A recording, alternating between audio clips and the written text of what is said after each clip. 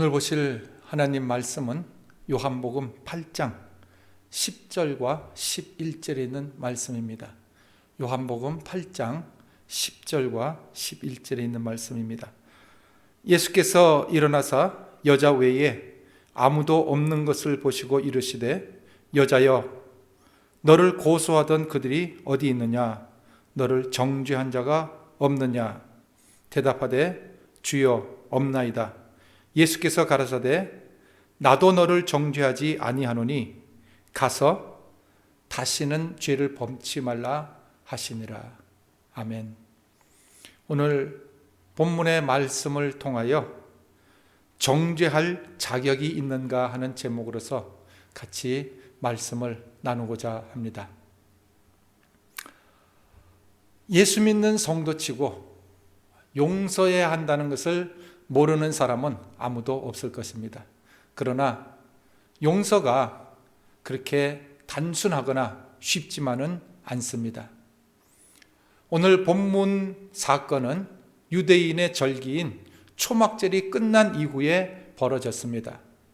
8일 동안의 초막절 행사가 끝나고 다 자기 집으로 돌아갔지만 예수님께서는 갈릴리로 돌아가지 않으시고 예루살렘에 남아 그 다음날 아침 일찍 성전에 들어가셔서 백성들을 가르치고 계셨습니다.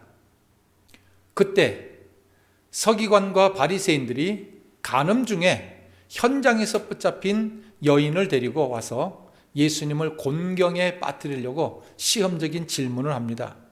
간음하다가 붙잡힌 여인이 있는데 이 여인을 어떻게 하면 좋습니까? 서기관과 바리새인들은 이미 자신들도 율법에서 이런 여인을 어떻게 처벌하라고 하는지 잘 알고 있었습니다. 그래서 예수님한테 질문할 때에 모세 율법에는 이런 여인은 돌로 치라 하고 되어 있다고 스스로 말을 했습니다. 만약 그들이 율법을 준행하려는 의도였다고 하면 예수님께 물을 필요도 없이 그냥 돌로 쳐서 정죄하면 되었을 것입니다. 근데 구태여 예수님께로 끌고 와서 이런 여인을 어떻게 해야 합니까 하고 의견을 묻습니다. 이것은 예수님을 곤경에 빠뜨리려고 함정을 판 것이라고 사도 요한은 지적을 합니다. 그러나 이 사건 덕분에 우리는 예수님의 놀라운 교훈을 배우게 됩니다. 만약 지혜로웠던 솔로몬 왕에게 이 같은 질문을 한다고 하면 그는 무엇이라 대답을 했겠습니까? 증인을 데려와라, 혹은 그 당시 상황을 설명해봐라, 혹은 왜 같이 간음한 남자는 보이지 않느냐 등의 말이 나올 법합니다. 근데 예수님은 이 질문을 받으시고 즉각적으로 대답하기를 거부하십니다. 그 대신 그 가르치신 자리에 앉으신 채로 몸을 굽혀 손가락으로 땅에 무엇인가를 쓰셨습니다. 이 행동 때문에 신학자들에게는 해결할 수 없는 궁금증이 생겼습니다. 도대체 예수님은 땅에다 무엇을 쓰셨을까? 많은 주석가들이 여러 가지 추측을 해왔습니다. 간음죄뿐만 아니라 10계명, 10가지의 계명을 다 적었다고도 생각을 합니다. 그리고 주위에 둘러서 있는 사람들의 죄를 지적하는 그런 글들을 적었다고도 생각을 합니다. 여러 가지 해석이 난무하지만 오늘날까지 그 누구도 확실한 결론을 내리지 못하고 있습니다. 이처럼 예수님의 글 쓰신 행동은 우리에게 모호하게 보이지만 반면 예수님이 하신 그 구두의 말씀, 그것은 매우 명백한 것이었습니다. 요한복음 8장 7절에 죄 없는 자가 먼저 돌로 치라. 이 죄 없는 자라는 말에 사람들은 양심의 가책을 받기 시작했고 간음한 여인을 정죄하렸던 모든 사람들이 다 도망가 버리고 말았다, 이렇게 이야기를 합니다. 그때 예수님은 남아있는 여인에게 나도 너를 정죄하지 않는다고 용서를 선포하셨습니다. 이것이 오늘 본문의 사건입니다. 여기서 저희가 한번 생각해 보시기를 바랍니다. 바리새인들이 예수님을 시험하기 위해서 던졌던 질문, 간음한 사람을 어떻게 할 것인가 하는 이 질문을 현대 예수 믿는 신자들에게 던져본다고 하면 어떤 대답이 나오겠습니까? 예수님의 제자라고 하는 오늘 기독교인들은 이 같은 질문에 무엇이라 대답을 하겠습니까? 사회의 악을 제거하기 위해서는 엄격한 형벌을 가해야 한다고 주장할 수도 있을 것입니다. 혹은 예수님께서 용서를 해주셨으니 우리도 용서해야 한다고 말할 수 있을 것입니다. 그러나 무엇보다도 중요한 것 하나는 이 질문에 대해 나는 무엇이라 대답하겠습니까? 간음하다가 붙잡힌 사람을 만났을 때 나는 어떻게 대우할 것입니까?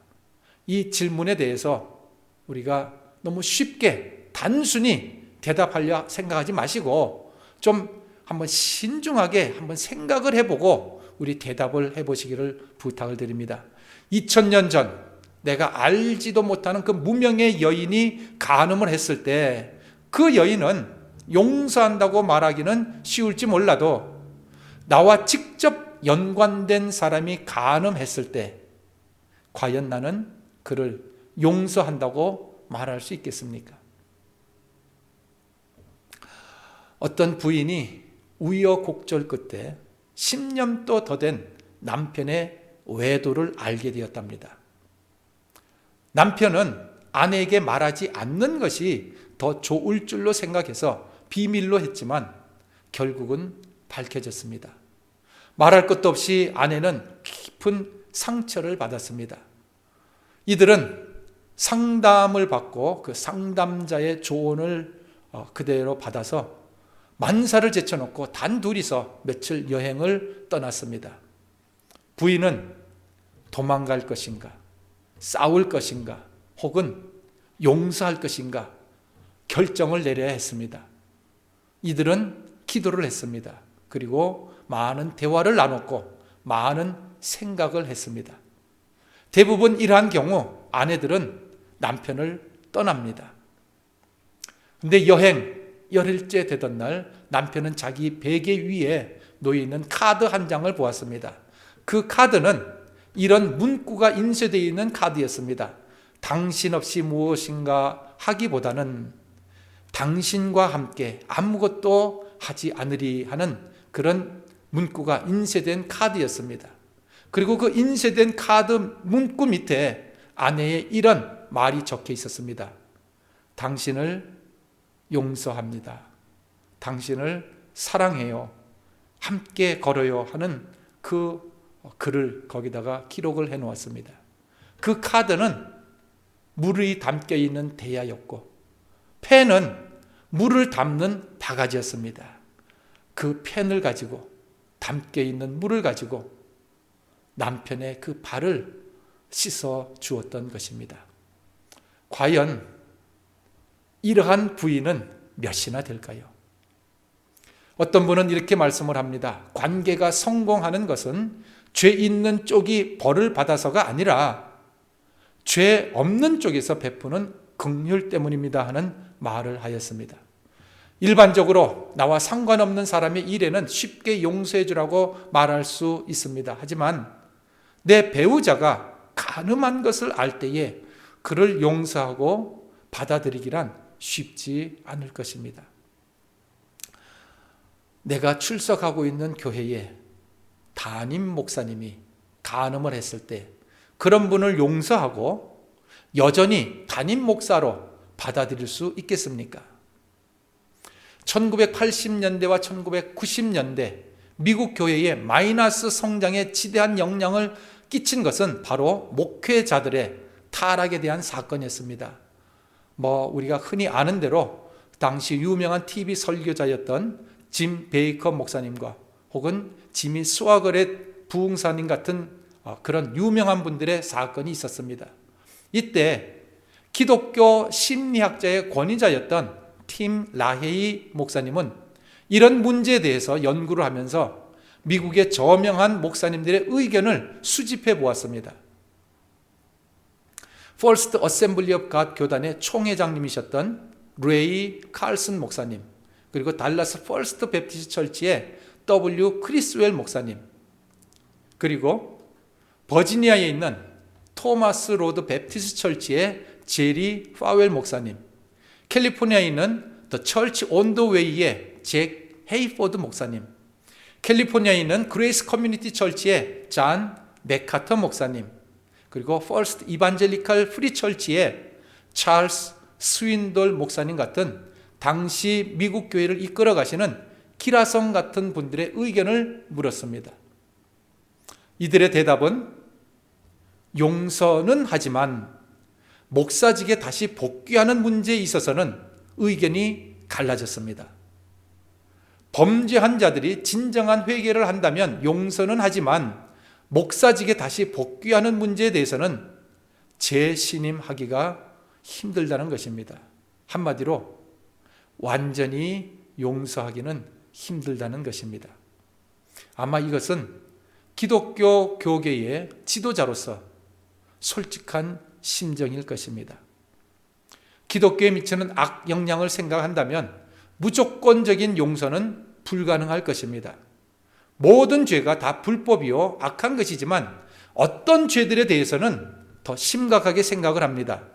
거짓말도 분명한 죄지만 가벼운 거짓말 정도는 쉽게 용서하고 관용을 베풉니다. 그러나 살인이라든지 간음 같은 것은 간단한 거짓말과 함께 취급하지 않습니다.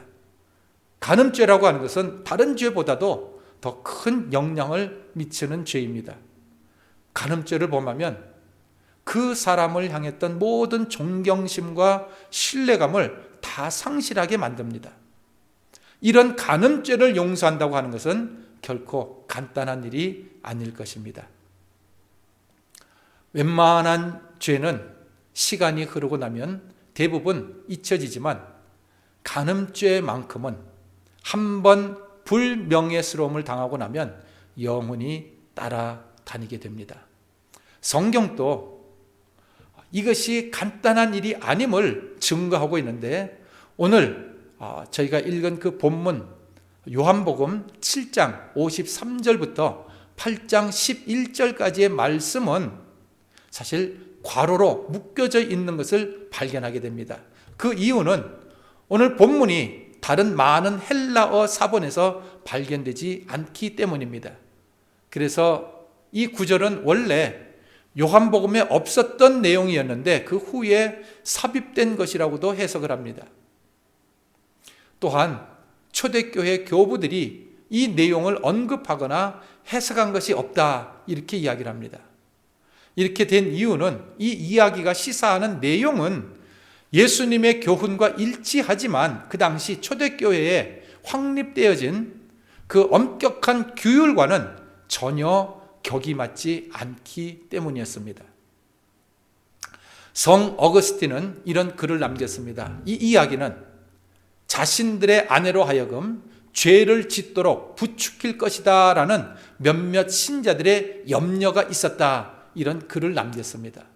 이러한 이유들로 인해서 본문이 요한복음에서 삭제되었다고 생각을 합니다. 이처럼 본문의 말씀은 사실 결코 쉽게 처리할 내용은 아닙니다. 여러분, 유명한 영화 배우들이 본부인을 놔두고 다른 여인과 관계를 맺은 것에 대해서 떠들어대지만 그렇다고 해서 영화에 출연하지 못하도록 하지는 않습니다.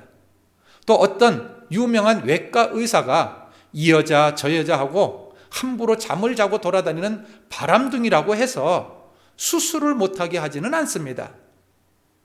자기 직업에 대해 전문적인 기술만 있다면 그 실력으로 얼마든지 일할 수 있습니다. 그러나 교회 목사님만큼은 단 한 번의 실수로도 목회지에서 쫓겨납니다. 기독교는 이만큼 간음죄에 대해 심각하게 다루고 있습니다.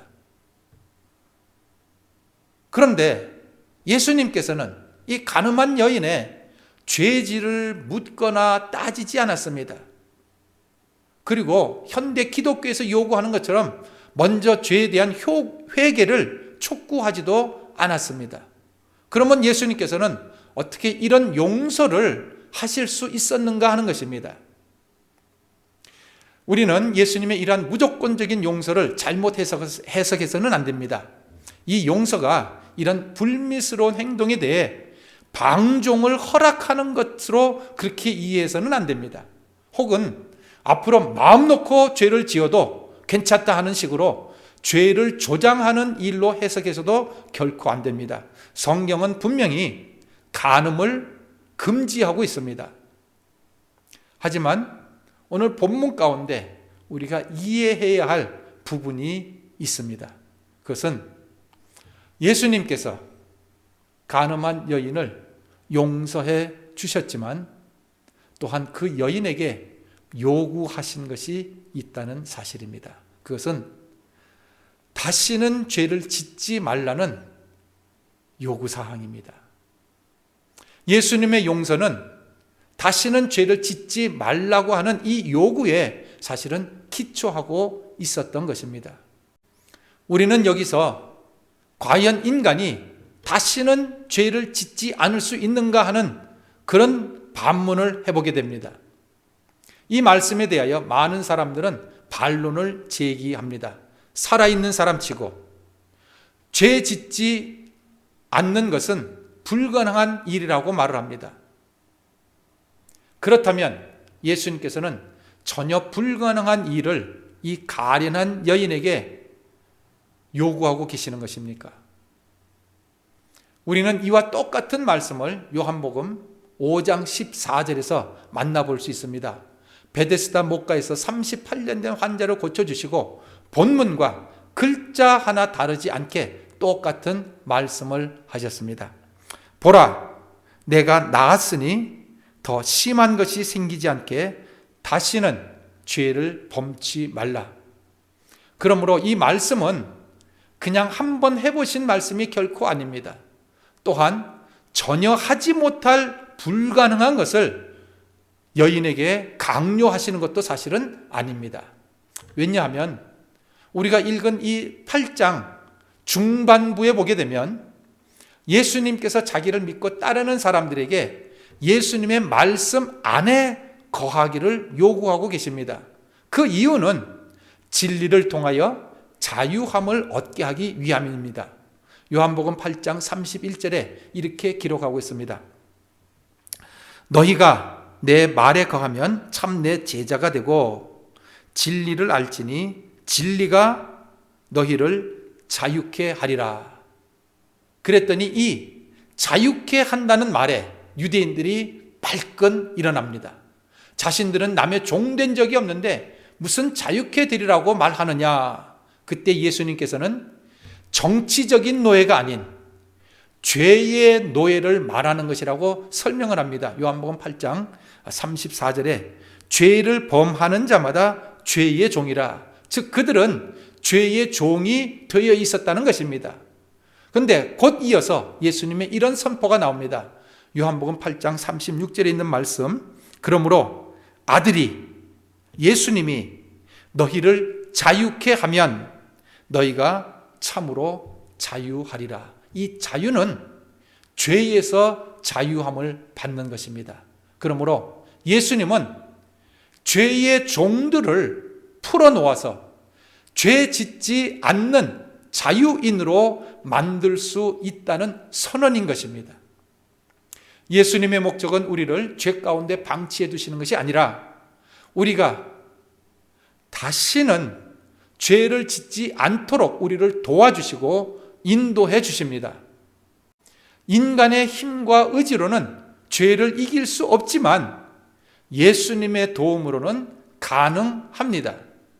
사도 바울은 로마서 8장 3절과 4절에서 이런 말씀을 기록을 했습니다. 율법이 육신으로 말미암아 연약하여 할 수 없는 그것을 하나님은 하시나니. 인간이 율법을 다 지킬 수 없음을 선언을 합니다. 그러나 하나님은 그것을 하실 수 있으시답니다. 곧 죄를 인하여 자기 아들을 죄 있는 육신의 모양으로 보내어 육신의 죄를 정하사 육신을 쫓지 않고 그 영을 쫓아 행하는 우리에게 율법의 요구를 이루어지게 하려 하심이라. 그 영을 쫓아 행하는 사람에게는 율법의 요구가 이루어지게 된다는 것입니다. 성령을 쫓아 사람에게 이루어지는 하나님의 역사를 인정해야 합니다. 우리는 오늘 본문에 간음한 여인을 용서해 주신 이 말씀을 통해 죄를 용서해 주시는 주님의 모습뿐만 아니라 다시는 죄를 짓지 말라는 그 예수님의 음성에도 귀를 기울여야 합니다. 우리는 과거의 실수나 잘못에 미련스럽다 할 만큼 집착을 합니다. 과거가 깨끗한 것도 좋지만 그보다 더 중요한 것은 앞날을 올바로 사는 것입니다. 과거에 아무리 골처였다 해도 이미 담배를 끊은 지 20, 30년이 되고 지금 더 이상 담배를 피지 않는다고 한다고 하면 과거 이야기 꺼낼 필요가 뭐 있겠습니까? 혹은 자기는 담배는 안 피워도 시가를 피우거나 씹는 담배를 하거나 마약을 한다면 어찌 과거에 담배 피운 사람을 정죄할 수 있겠습니까? 오늘 본문의 말씀은 모든 사람이 과거에 모두 죄인이었다고 말하고 있습니다. 죄 없는 자가 먼저 돌로 치라고 하는 이 예수님의 도전에 모든 사람이 돌을 놓고 갔다는 것은 모든 사람이 다 죄인이라고 하는 것을 드러내는 것입니다. 예수님도 이 세상에 죄 없는 자가 하나도 없음을 잘 알고 계셨던 것입니다. 그러나 성경은 모든 사람이 다 죄인이라고 말하지는 않는다는 것이죠. 예수 그리스도로 말미암아 의로워진 자들이 있습니다. 죄를 끊은 자들, 죄에서 해방된 자들이 있습니다. 우리는 하나님의 말씀을 통해 다시는 죄짓지 않는 비결을 배우고 터득해야 합니다. 죄의 구렁텅이 안에서 무엇이 죄인지도 깨닫지 못하고 계속해서 범죄하는 돌들은 사람들보다는 비록 과거에 간음이라고 하는 무서운 죄를 지었을지 모르지만 이제 죄를 청산하고 다시는 죄를 짓지 않는 그 사람이 더 나은 것입니다. 간음죄는 철저히 차단하고 근절시키면서도 그 외에 다른 죄들은 용납하고 방치한다면 그것 또한 부조리한 처사입니다. 예수님께서 원하시는 것은 모든 종류의 죄를 근절시키는 것입니다. 일반적으로 사람들이 흥분하는 것은 어떤 특정 인물이 간음하고 범죄했다는 사실 때문입니다. 그러나 세상 사람들이 모르고 있는 한 가지 사실은 자기 자신도 심판받을 죄인이면서 남을 정죄하고 있다는 사실입니다. 예수님의 눈에는 간음한 여인이나 돌을 들고 정죄하려는 사람이나 동급으로 보이는 것입니다. 만약 그러한 상태에서 하나님의 심판대 앞에 선다고 하면 간음한 여인이나 정죄하려던 사람이나 모두 같은 판결을 받게 될 것입니다. 예수님께서 간음한 여인을 정죄하지 않고 무조건적으로 용서하신 이 사건을 통해 나 자신도 죄인이었기 때문에 다른 사람을, 다른 죄인들을 심판할 자격은 없지만 죄 용서함 받은 이후 죄 짓지 않는 삶을 살아가야 할 책임이 있음을 알아야 하겠습니다. 기도드리겠습니다. 하나님, 이 세상에 죄 짓지 않은 의인은 한 사람도 없음을 시인합니다. 우리 모두가 하나님 앞에 범죄한 죄인이었음을 고백합니다.